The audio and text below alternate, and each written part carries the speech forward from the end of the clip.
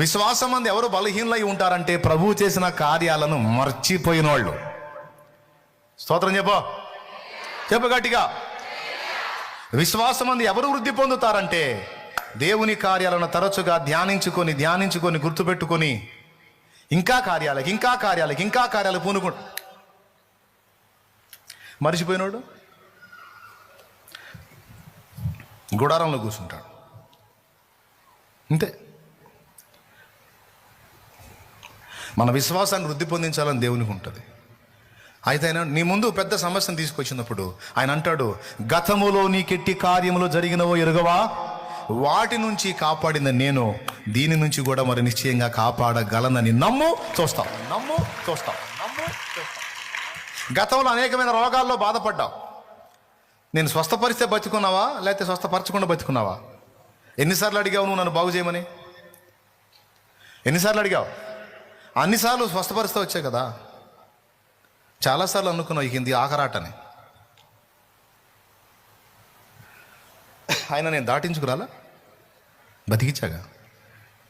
ఇప్పటిదాకా చేసిన కార్యాలు ఎందుకు మర్చిపోతావు నువ్వు? ఇప్పుడు ఎందుకు టెన్షన్ పడుతున్నావు అంటే నీ విశ్వాసం బూసైపోయింది.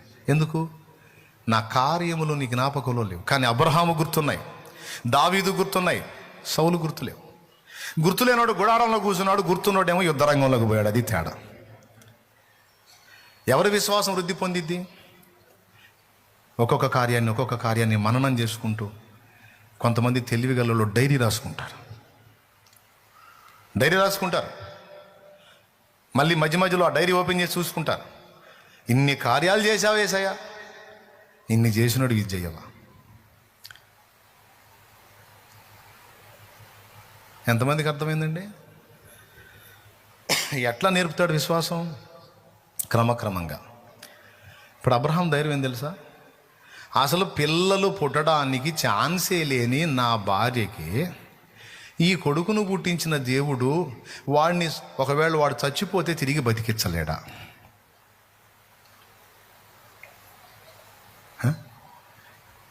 శారాకు అసాధ్యం వీడు పుట్టడం, కానీ ఇచ్చాడే. ఇచ్చిన దేవుడు మృతతుల్యమైన గర్భమునకు శక్తినిచ్చి బిడ్డను కనేటట్టు చేసిన దేవుడు పుట్టిన ఈ బిడ్డ ఒకవేళ చనిపోతే తిరిగి బ్రతికించగలడని నమ్మాడు. అది విషయం ఇక్కడ. నేను బలిస్తా, ఒకవేళ ఆపితే ఆపాడు, లేకపోతే తీసుకున్నాడు అనుకో, తిరిగి బ్రతికించి మళ్ళీ నా కొడుకు నాకు ఇచ్చే కొండ దించుతాడు. అందుకే పనోళ్ళకి చెప్పాడు.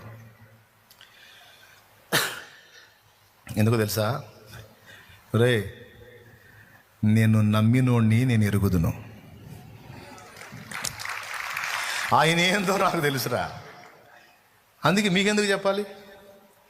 కొడుకుని తీసుకెళ్తున్నానయ్యా, దేవుడు బలియమని అడిగాడు, ఏం చేద్దాం తప్పలా, ప్రార్థన చేయండి అనుకుంటా. బాలా నేను తీసుకెళ్ళి ఇచ్చినా తిరిగాడిని బతికించి నాకు అప్పచెప్పి నన్ను దీవించి పంపగల సమర్థుడు నా దేవుడు నాకు తెలుసా సంగతి నేను ఎరుగుదును. ఆయన అందుకే చెప్పాను, ఆయనని ఎరుగున కొలది విశ్వాసం వృద్ధి పొందిద్ది. ఆయన అట్లా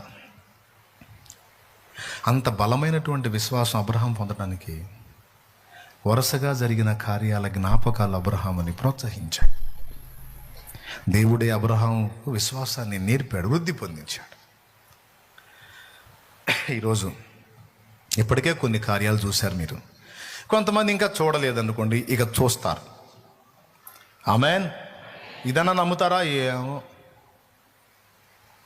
చూస్తారు అంతే. ఆయన వస్త్రపు చెంగు ముడితే చాలు బతికిపోతాను అనుకుంది. విశ్వాసం ముట్టింది, స్వస్థత. 12 ఏళ్ల జబ్బు ఖతం.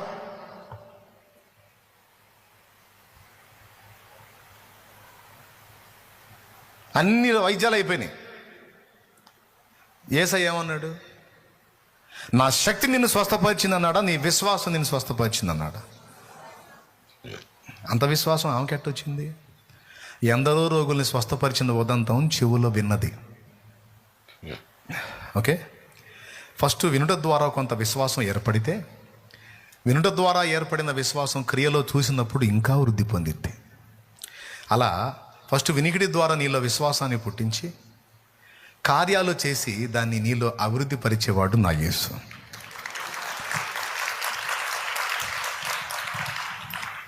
ఇది అర్థమైతే ప్రభు కార్యాలను నీకు నువ్వు జ్ఞాపకం చేసుకోకుండా ఉండలేవు. అందుకే ఆయన ఏం చేశాడు తెలుసా? ఇశ్రాయేలు మర్చిపోతారని తెలుసు, అందుకే జ్ఞాపకార్థముగా గ్రంథము రాయమన్నాడు. ఎందుకు? వారు ఎల్లప్పుడూ విశ్వాసమందు నిలిచి ఉండినట్లు జ్ఞాపకార్థముగా గ్రంథము రాయమన్నాడు. ప్రియులారా, ఈ కీలకమైన సంగతిని ఎరిగిన వారై జాగ్రత్త పడండి. ఇంతవరకు ఎన్నో ఆటుపోట్లలో దేవుడు దాటించుకు వచ్చిన విషయాలని గుర్తు చేసుకోండి. ఇక ముందు దేవుడు నీ ముందుకు తీసుకొచ్చిన వాటిని కూడా తొలగించునని ఎరిగి విశ్వాసమును బట్టి ధైర్యం తెచ్చుకోండి, పనికి పూనుకోండి. గతంలో నీ విశ్వాసానికి తక్కువ లేకుండా ఎన్ని కార్యాలు చేశాడో గుర్తు చేసుకోండి. మళ్ళొక్కసారి ప్రోత్సాహాన్ని పొందండి. కొంచెం కార్యం చేశాడు, ఇంకొంచెం గొప్పదానికి ప్రయత్నం చేయి, తోడై ఉంటాడు. ఇంకొంచెం గొప్పదానికి ప్రయత్నం చేయి, విశ్వాసం వృద్ధి పొందుతూ ఉంటుంది. గొప్ప కార్యాలు చివరికి ఒక డాట్తో స్టార్ట్ అయిన కార్యాలు ఎదిగి ఎదిగి ఎదిగి ఎదిగి ఎదిగి ఎదిగి ఎదిగి ఎదిగి ఎదిగి కొండలను కూడా కదిలించేంత గొప్ప విశ్వాసపు శక్తి గలవాడు గలదా అని విషయం.